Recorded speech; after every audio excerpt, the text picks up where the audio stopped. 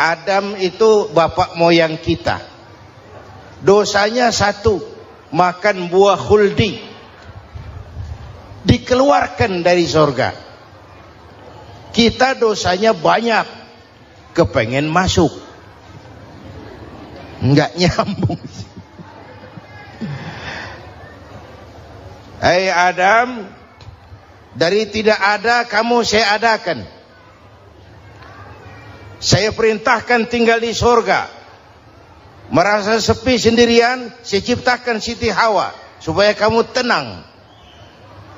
Kamu boleh nikmati semuanya. Ini boleh, itu boleh, ini boleh, itu boleh. Makan, makanlah yang kau mau. Minum, minumlah yang kau suka. Pakai, pakailah yang kau senang. Satu yang saya minta, jangan dekati pohon khuldi. Itu kau tidak sanggup, keluar. Diusir dari surga. Sujud Nabi Adam. Kata riwayat 40 tahun sujud. Membaca Rabbana zalamna anfusana wa illam taghfir lana wa tarhamna lanakunanna minal. Itu namanya istighfarnya Nabi Adam.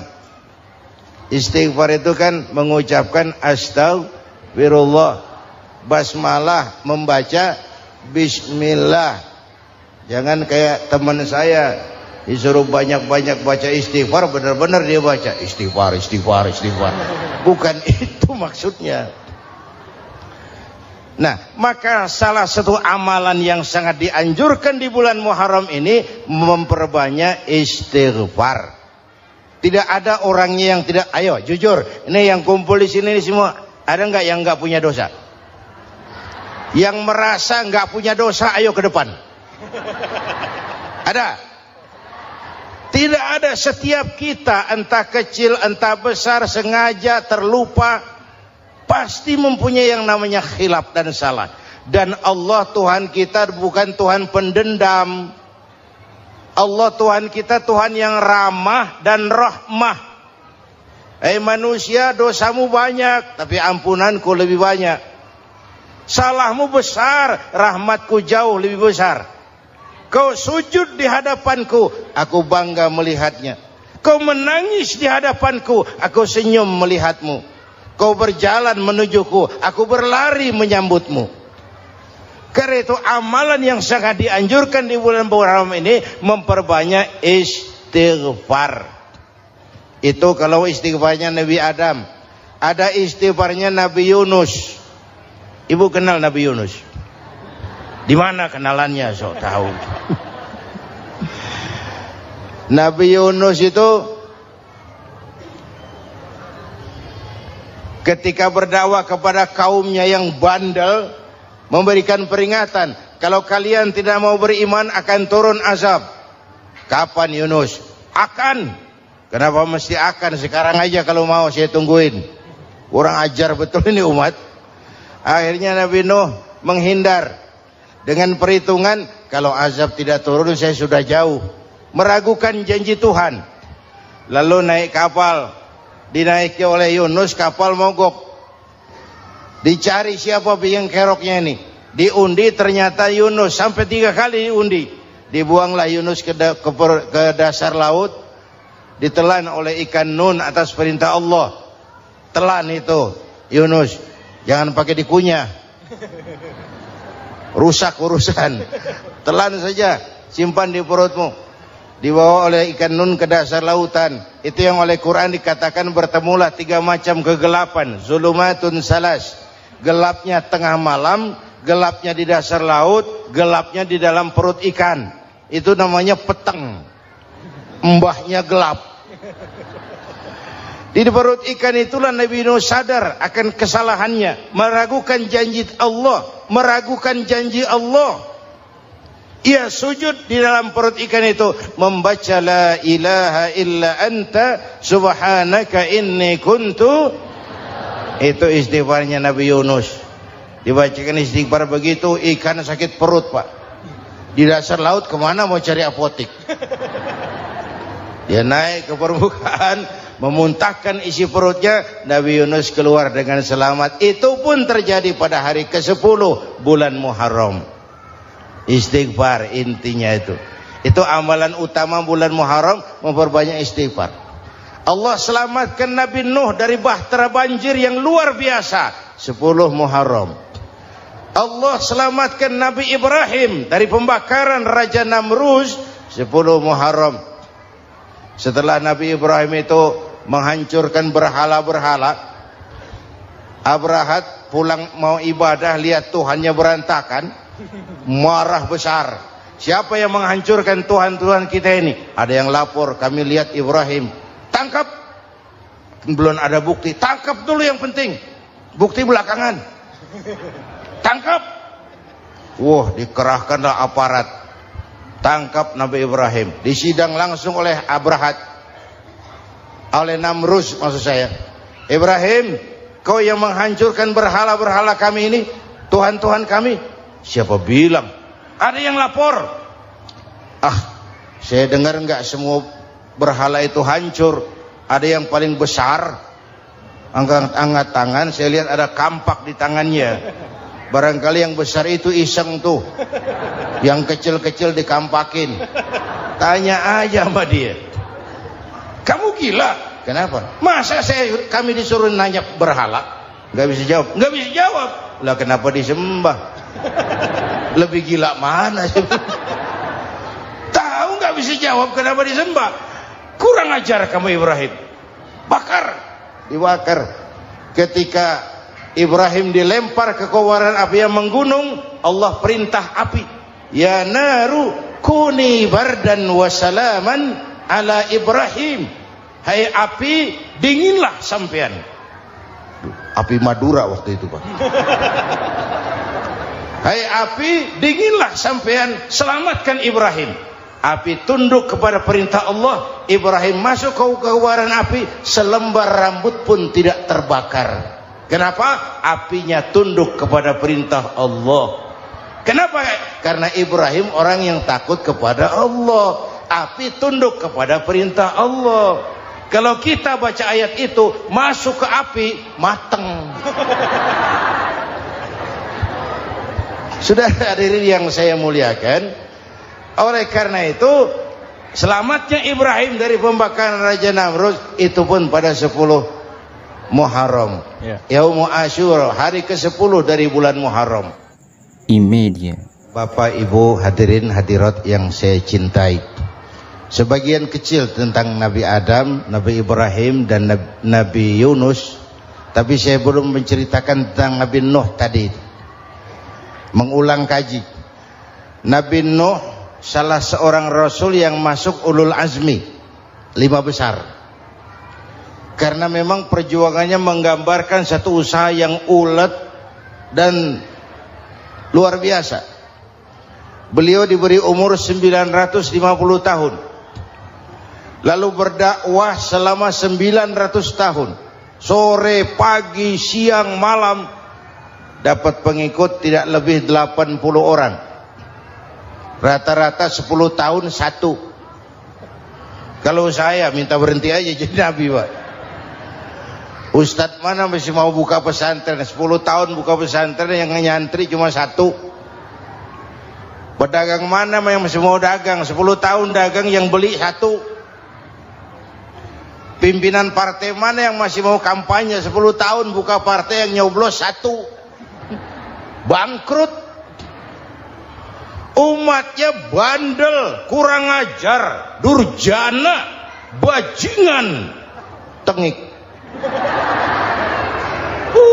Umatnya Nabi Nuh ini kalau diceramahi, telinganya ditutup dengan tangannya. Nabi Nuh akhirnya rekes. Tuhan, siang malam saya berdakwah kepada umat ini. Tiap kali saya sampaikan dakwahmu, mereka tutup telinganya dengan tangannya. Alergi dengar ceramah. Apa itu ceramah? Non-profit. Saudara-saudara, jadi mau kamu gimana, Nuh? Sudah Tuhan, habiskan saja orang kafir. Nanti kalau punya anak, anaknya pun kafir lagi. Lebih baik bapak moyangnya sikat habis. Biasanya kalau bapak kalong, anak kampret. Bapak nyolong, anak nyopet. Fotokopi gimana aslinya? Hampir habiskan saja. Itu mau kamu Nuh? Iya. Oke. Nanti aku turunkan banjir Nuh. Buat kapal. Dengan apa saya harus buat kapal Nuh? Ya dengan kayu. Kata Tuhan. Kayunya dari mana Tuhan? Ya dari pohon Nuh.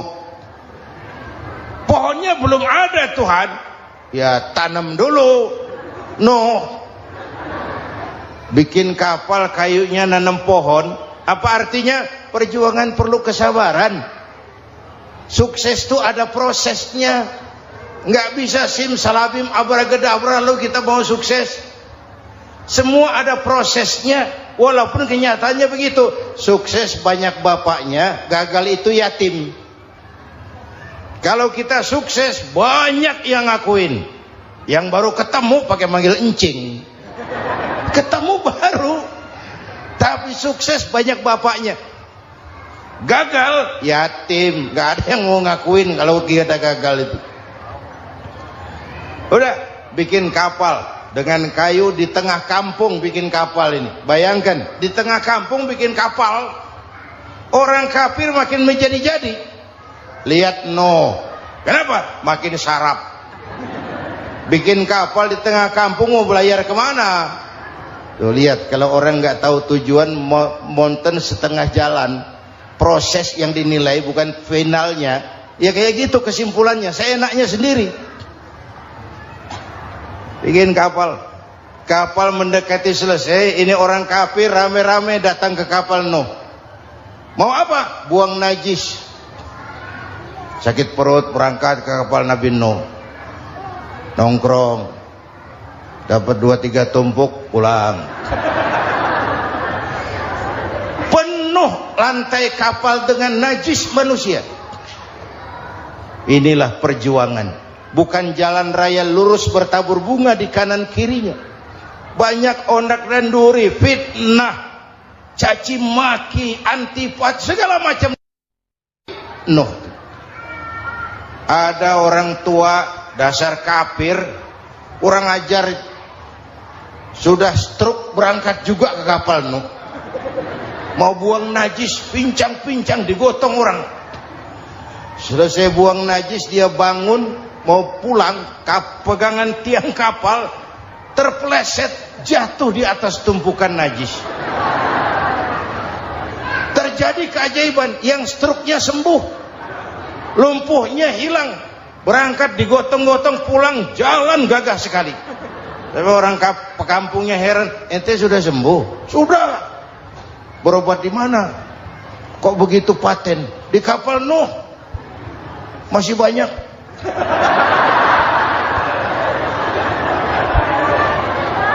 Yang berasa perlu obat bawa rantang.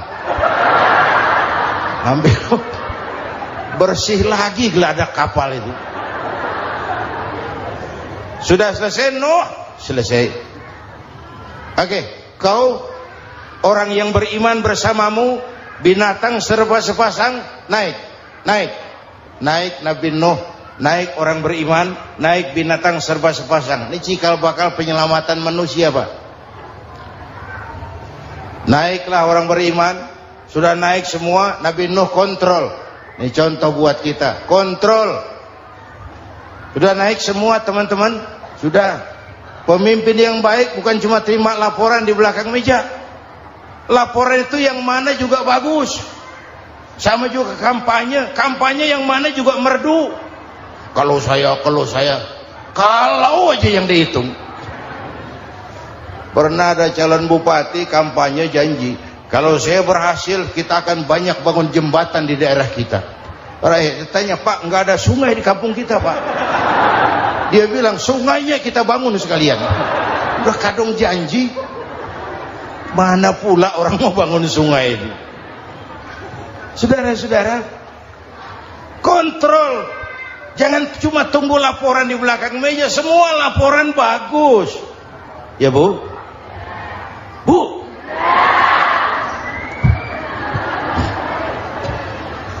Nabi Nuh kontrol. Sudah naik semua? Sudah Nuh.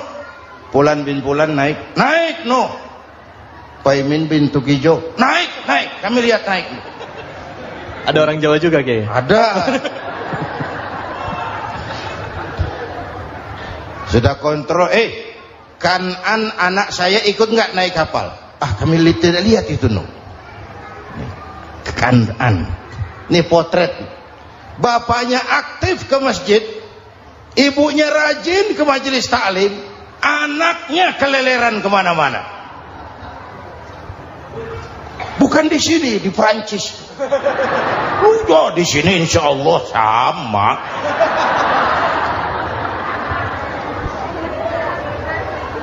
Nuh karena sayang anak, Nuh karena cinta anak, Nuh karena tanggung jawab anak, cari naik ke atas kapal. Lihat Kan'an anak saya, nggak lihat Nuh. Turun ke ruang bawah, periksa lagi. Mang, ayah Kan'an di dia. Jamaah Tasik ini rupanya di dalam. Tuh ayah mang. Ayah ke mana ya budak ini? Turun ke bawah, tanya lagi. Ono Kan'an to? Ora nano raketo. Rombongan Jawa Tengah. Naik ke atas buritan. Dari buritan kelihatan ternyata Kan'an tidak ikut naik kapal, kumpul di darat bersama orang kafir. Ini potret kita sekarang. Kumpul sama orang kafir, hanyut anak-anak kita, ditelan budayanya orang kafir, ditelan tradisinya orang kafir, ditelan pergaulannya orang kafir. Nuh karena sayang anak dari atas manggil. Dalam Quran dijelaskan itu. Karena Nabi Nuh di atas, Kan'an di bawah, teriak, ya bunayyar kam ma'ana. Begitu dalam Quran ayatnya. Cuma ini pakai gaya memanggil supaya kelihatan kegambar, kira-kira Nuh manggilnya begitu. Ini namanya gaya dakwah, Pak. Kalau ceritanya datar nggak menarik. Maka Nuh memanggil Kan'an, ya bunayyar kam ma'ana. Kata yang dengar, Ini gaya orang manggil. Ya bunayyar kam ma'ana. Kan'an, kesini nak, naik kapal sama papi. Kata Kan'an di bawah itu, enggak mau papi, John di sini saja. Kata Nuh, jangan nak, Allah sedang murka, akan turun banjir. Kalau datang banjir papi, sa'awi ila jabalin ya'simuni minal ma', saya akan naik ke gunung tinggi yang bisa menyelamatkan saya dari banjir. Kan'an naik ke gunung, gunung dihantam banjir, Kan'an mati sampai sekarang. Yang kelima, Nabi Musa, kisah Muharramnya ini. Lahir dalam kondisi yang sulit karena Fir'aun mimpi akan lahir seorang anak dari keturunan Bani Israel yang akan menghancurkan kerajaannya. Kata Fir'aun, sudah lahir belum anaknya? Belum. Kalau gitu mulai malam ini laki-laki dilarang bergaul sama istrinya. Semua perempuan hamil di bawah pengawasan negara. Mulai hari ini kalau lahir anak laki-laki terutama Bani Israel, penggal. Satpol PP disiapkan. Udah ada kayaknya. Ada. Patroli. Bayangkan, nah Fir'aun itu bikin undang-undang seenaknya sendiri. Apalagi merasa kekuasaannya dalam ancaman. Penguasa manapun kalau merasa dalam ancaman, panik. Padahal kekuasaan itu kayak harimau. Makin lama ditaiki, makin sulit turun. Kenapa? Karena macannya makin lapar. Naik terus capek, turun dimakan harimau. Serba sulit. Saudara-saudara, kalau kita mau belajar dari Pak Harto, saya melihat kekurangan Pak Harto cuma satu, terlambat berhenti.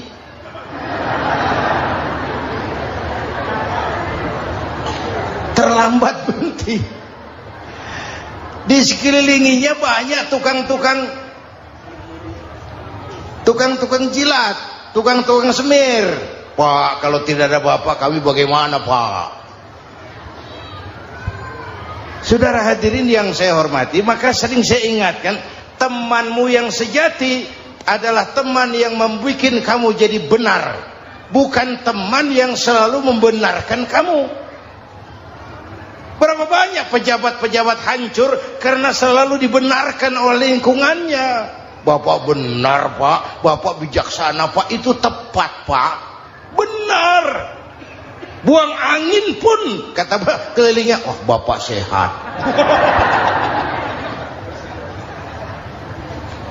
Temanmu yang sejati, teman yang bikin kamu jadi benar, bukan teman yang selalu membenarkan kamu. Bapak Ibu hadirin yang saya hormati, tapi kehendak Allah terjadi. Lahirlah Musa. Bayinya dihanyutkan di sungai Nil. Bayi sudah menderita, dihanyutkan di sungai Nil. Dan akhirnya besar di lingkungan istana Fir'aun. Diriwayat oleh Ratu Aisyah, perempuan Fir'aun, setelah mulai berjuang, terjadilah itu. Musa dan pengikutnya dikejar oleh Fir'aun. Sampai di tepi laut, Allah wahyukan Musa, lempar tongkatmu ke laut. Dalam kondisi darurat, mukjizat tiada jalan. Kondisi darurat. Kalau tidak, mukjizat itu maunya Allah, bukan maunya Nabi. Nabi nggak kuasa. Allah yang mau. Tapi hidup Nabi bukan mukjizat, manusiawi. Tidak mentang-mentang ada mukjizat tongkat, tiap sulit main tongkat. Nggak usah berjuang kalau begitu. Itu darurat menyelamatkan umat. Tongkat dilempar ke laut, laut terbelah. Laut terbelah. Itu secara visualnya bisa kita lihat dalam film The Ten Commandments. Udah nonton belum? Urusan nonton kalah sama Ustadz bagaimana sih? Ten Commandments, 10 firman Tuhan. Tekniknya bagus loh. Bagaimana laut terbelah. Musa lewat, Fir'aun mengejar. Musa sampai di ujung sana, Fir'aun masih di sama tengah perjalanan. Laut nutup kembali. Laut menutup kembali, Fir'aun tenggelam. Cengap-cengap di lautan. Begitu nafas sampai di tenggorokan, Fir'aun sambil cengap-cengap itu, amantu bi Rabbi Musa wa Harun. Duh, kalau begini mah saya juga percaya sama Tuhannya Musa. Malaikat maut jengkel, goblok loh. Terlambat sekarang. Ditenggelamin terus. Modar. Musa selamat. Fir'aun mati. Jenazahnya, jasadnya terdampar di pinggir laut. Beberapa waktu kemudian ditemukan orang, dimumi, dibalsem, diawetkan. Itu sesuai janji Quran. Wa kadzalika nunajjika bi badanika litakuna liman khalfaka ayah. Kami selamatkan badan kamu agar jadi pelajaran bagi orang-orang sesudah kamu nanti. Janji Quran tepat. Janji itu 14 abad yang lalu. Jasad Fir'aun ditemukan, dimumi, diawetkan, dibalsem di bawah nama Farao Ramses II. Sekarang tersimpan di Museum Negara di Mesir. Kapan-kapan nanti ibu main ke Mesir, mampir. Naik ojek paling berapa itu? Oh, orangnya tinggi, hidungnya mancung, pokoknya pantaslah jadi Fir'aun. Selamatnya Musa di kejaran Fir'aun di ujung sana itu terjadi pada hari ke-10 bulan Muharram, yang oleh orang Nasrani diperingati dengan hari raya Paskah.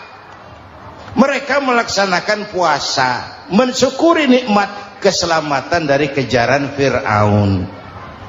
Makanya kalau kita ikut puasa di bulan Muharram, bukan mengikuti syariatnya Nasrani, salah. Karena Nabi mengajarkan, itu sumbernya. Bukan ikutan sama ibadahnya Israel. Tapi memang agama ini kan merupakan mata rantai. Datang Rasul baru melengkapi Rasul sebelumnya, datang Rasul baru melengkapi Rasul sebelumnya. Mata rantai yang berkaitan. Setelah Muhammad selesai, selesailah tugas Nabi dan Rasul. Selesailah misi Nabi dan Rasul. Tidak ada Nabi lagi sesudah Nabi Muhammad. Itu harga mati, titik. Gak ada kompromi. Siapapun sekarang ini nggak datang ngaku jadi Nabi, wajib tidak percaya. Wajib tidak percaya. Tapi kaitannya memang kita bilang Nasrani, orang bahasa Arab, bahasa Ibraninya Nazaret, Nasiroh, Nazaret. Itu beda dialek. Kita Daud, dia David.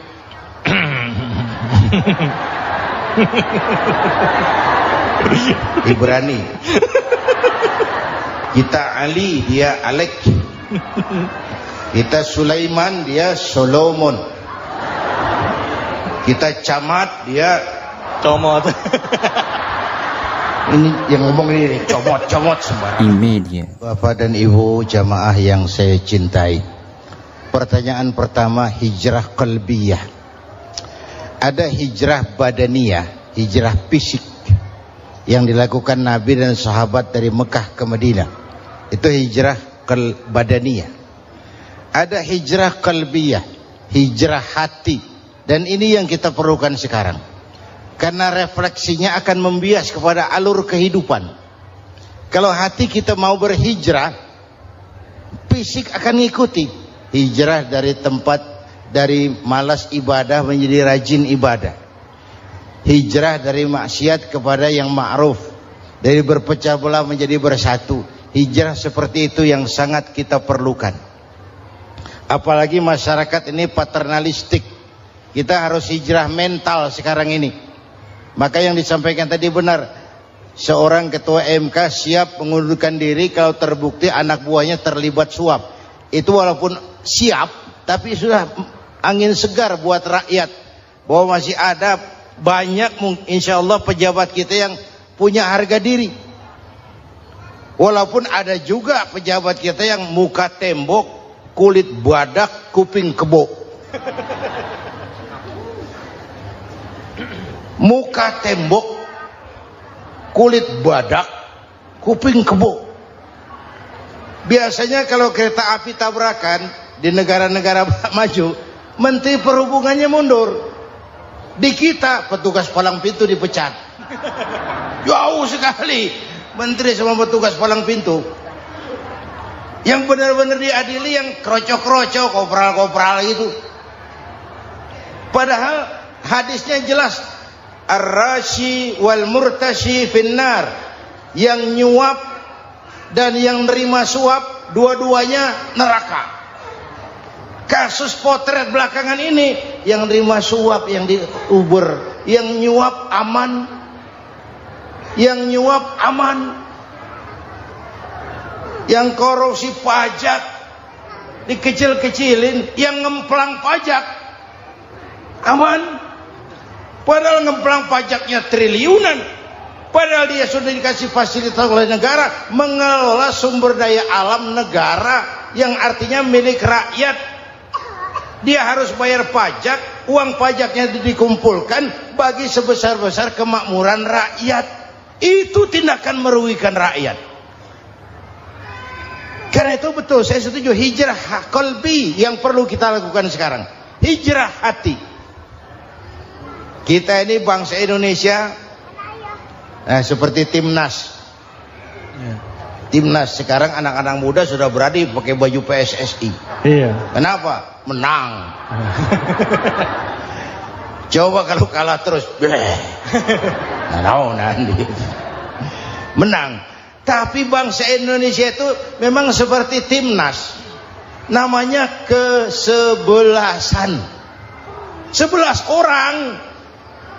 Walaupun ada pemain bintang ya ada presiden, gubernur, menteri, itu bintang-bintang. Tapi bintang baru ada artinya kalau dibantu 10 pemain yang lain. Cristiano Ronaldo. Siapa itu? Penyerang tengah Real Madrid, Wah. bintang. Lionel Messi. Siapa lagi? Barcelona.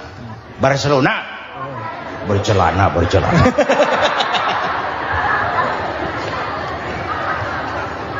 Michael Rooney, bintang Manchester United. Ronaldo baru bintang, Messi baru bintang kalau ada 10 pemain yang lain. Bagaimanapun hebatnya Cristiano Ronaldo, kalau sendirian lawan satu kesebelasan, babak belur. Itulah kita, bangsa Indonesia. Kita satu kesebelasan, harus saling memperkuat. Ada bangsa kita ini yang jadi jaksa, ada yang jadi hakim, ada yang jadi polisi. Itu posisi penyerang tengah, kiri luar, kanan dalam, back, striker, kiper, posisi. Tapi sadar kita satu kesebelasan, Bung. Jangan bikin gol ke gawang sendiri. Kalau punya bola bagus, operan dong sama temannya. Yang bisa menciptakan gol, operan. Ada yang jadi pengusaha besar, bagus boleh. Punya untung besar, operan. Kasih masjid, kasih pesantren, operan. Ini kesebelasan kita kalau punya bola pelitnya setengah mati, Pak.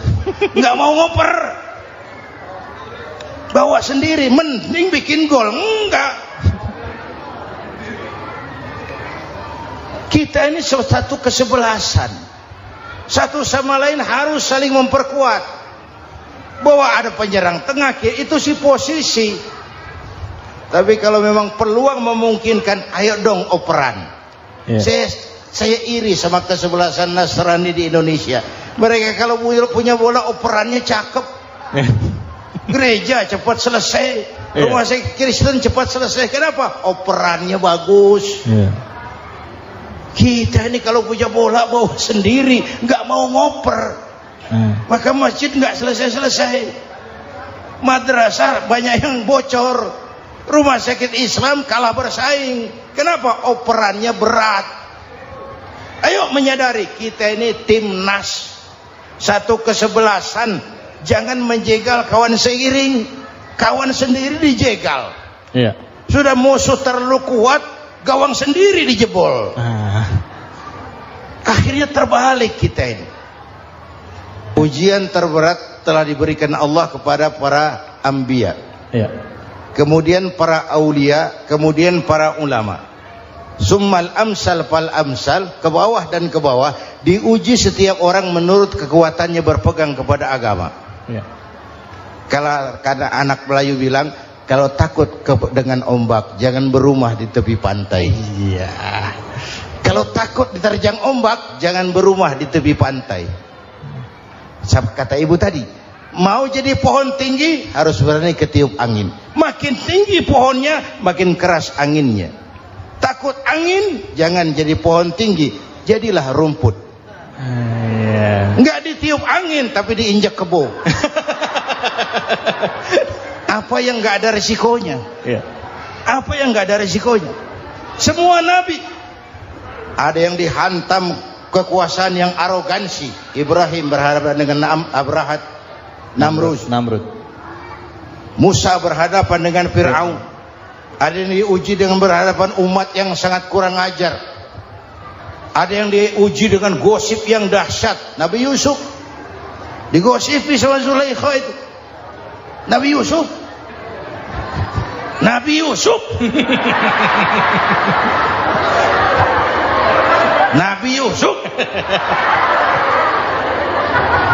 Yang namanya gosip itu kan menyebarkan keburukan orang. Kalau benar saja hukumnya ghibah. Kalau salah hukumnya fitnah. Fitnah lebih bahaya dari pembunuhan. Benarnya ghibah, salahnya fitnah. Saudara hadirin yang saya hormati, jadi resiko itu biasa. Tidak ada yang tanpa resiko. Kalau takut ombak, jangan berumah di tepi pantai. Tinggal bagaimana kita menyikapinya. Kalau kita dewasa, ini bagian ibadah saya kurang. Mungkin karena dia omongin orang, tambah pahala saya. Mungkin karena dia omongin orang, tambah pahala saya. Maka saya ngadepi gosip sepatah pun saya nggak ngomong. Saya cicing wae cicing. Saya percaya masyarakat tuh punya filter. Amin. Insyaallah. Saya percaya Tuhan tuh nggak tidur. Kemudian melahirkan kita ke alam dunia ini, secara biologis bahan kita sama, dan tidak itu yang menentukan ketinggian.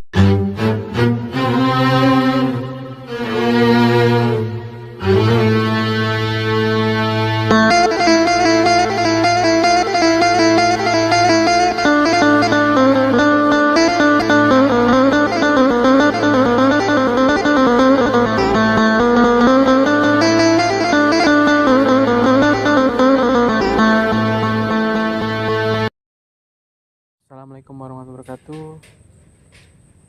Kembali lagi bersama channel Tak Pernah Kendak ya guys ya. Sini kita bakal mancing, casting. Oke, lah kita coba ya. Uncalan pertama, semoga miss.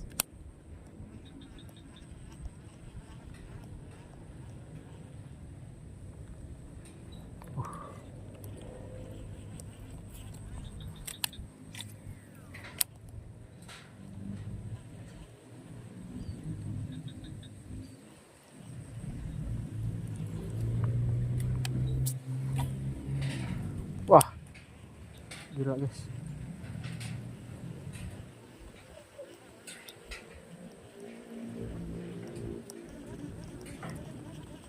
Anginnya luar biasa.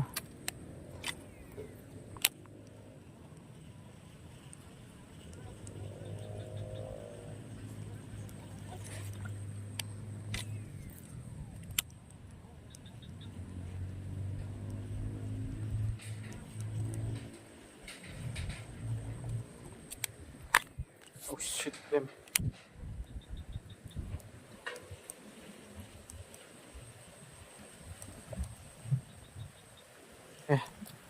Terus banget ini guys.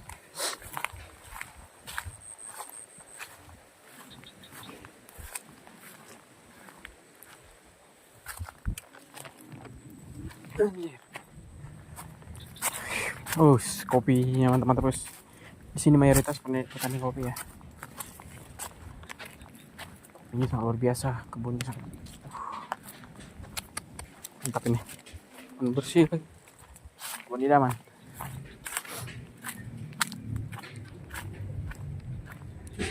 Kita coba ke ujung sana yang anginnya nggak terlalu kencang.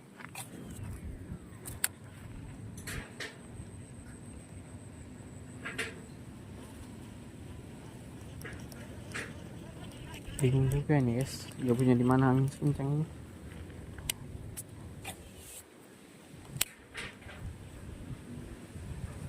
Wah,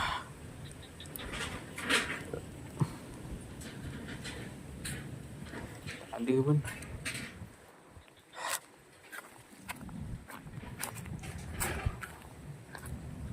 Sampai sana ya.